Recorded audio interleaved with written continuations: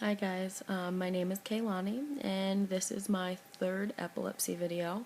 Thought I would like to update you guys on what's been going on since my video that I posted in July. Then I was talking about my medication switch and how well it was going. I was 2 years seizure free on July 19th, and that was something that it was probably one of the best feelings I've ever had. At the end of my medication switch, I started having seizures. I've had one a month since August. My mom and I decided the first one or two was a fluke, that it was just because I was adjusting to my medication. The medication wasn't high enough in my system, because everybody needs a different level to react with them correctly. Then I was in Kentucky for a wedding with my best friend Angela, and I fell out in the middle of Cracker Barrel and had a seizure.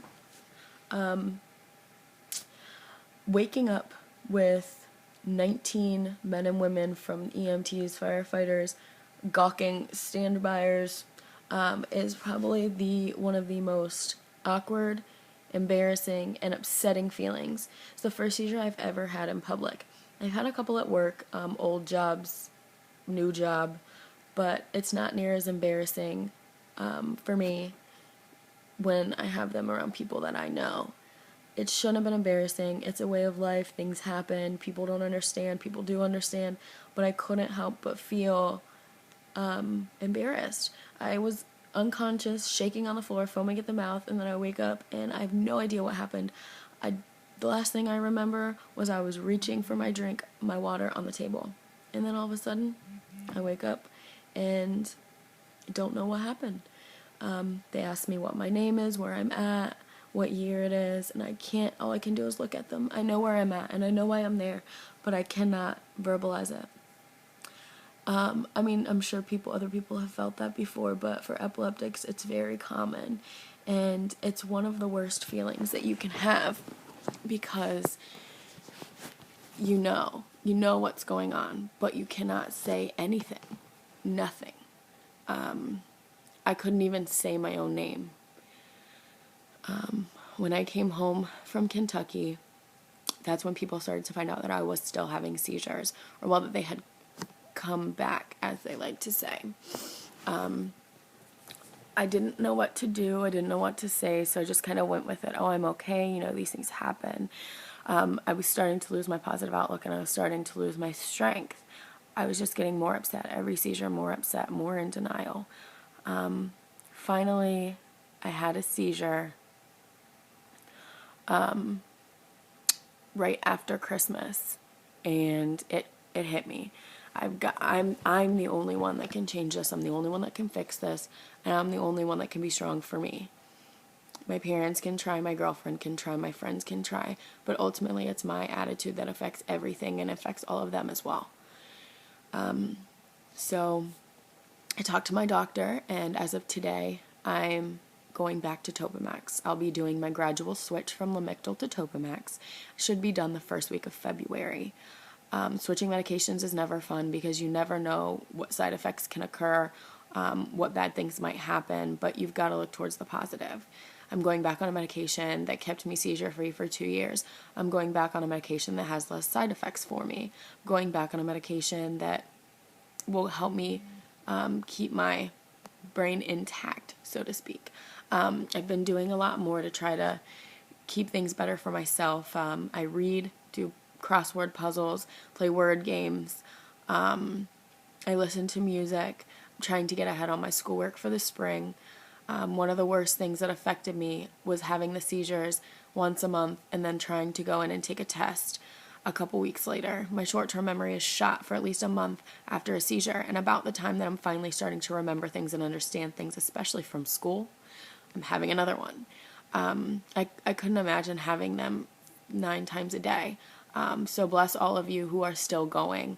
I'm strong for you because it's hard for me with one a month. It's the staying positive and even the positive reinforcements that keep me going. I'm not as upset as I was, and I realized that I can't control it.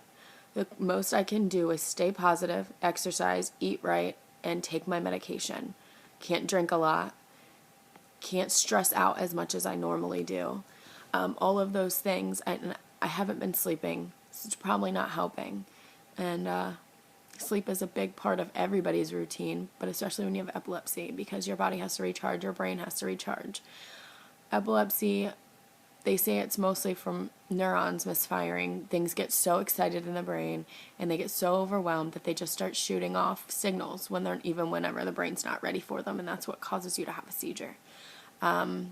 So I like to say that I'm overthinking things that are supposed to be overthought, and I'm thinking wonderful thoughts that people couldn't imagine of when I have a seizure, because my brain's just so big. No, I'm just kidding. Gotta keep light of the situation. People at my work continue to ask me like how I am. They look out for me. They ask me what they need to do, what they should do. My trainer the other day asked me what he was supposed to do if I was exercising with him, and I fell out on the floor.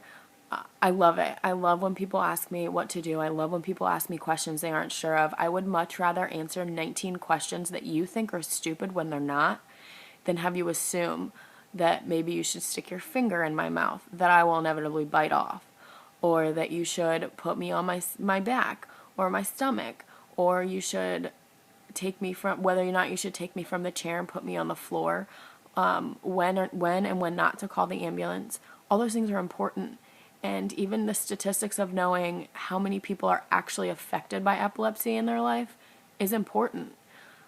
If you haven't taken the time to research, just take right now, type in epilepsy in your Google search bar, read a couple of the articles. I guarantee you won't want to stop. There's a lot of interesting stuff. I still find out new things every day, and I live it every day. I'm hoping that the Topamax will have the same effect as it did before. I'm very scared, but it's okay to be scared sometimes. Sometimes you have to live with it as much as we don't want to, as much as we want to ignore it. These things exist, and they're part of our everyday life. I cannot thank enough the friends, the family, my roommate, my girlfriend, the people I work with, people that don't even have to give a rat's butt, still care, and they still are willing to help me with anything. I can't really drive.